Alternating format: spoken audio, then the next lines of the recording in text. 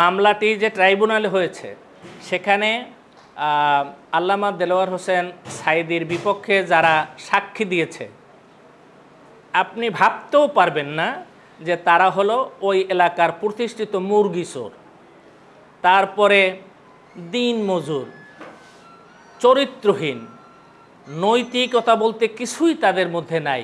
এই সমস্ত লোকজনকে এখান থেকে টাকা পয়সা দিয়ে এবং ঢাকায় নিয়ে বিশেষ ঘরে তাদেরকে দিনের পর দিন রেখে সাক্ষী মুখস্থ করে মূলত এই কাজটি করানো হয়েছে।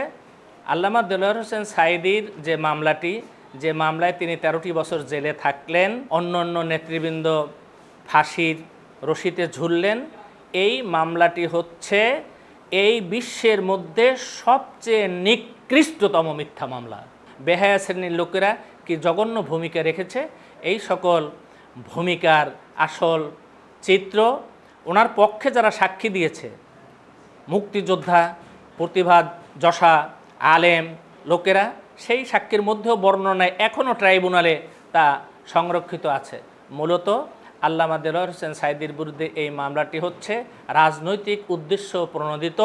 ওনার যে ব্যাপক জনগণের সমর্থন, এই সমর্থন থেকে ঈর্ষান্বিত হয়ে এই কাজটি সরকারের তত্ত্বাবধানে, খোদ প্রধানমন্ত্রীর তত্ত্বাবধানে এই কাজটি সংগঠিত হয়েছে।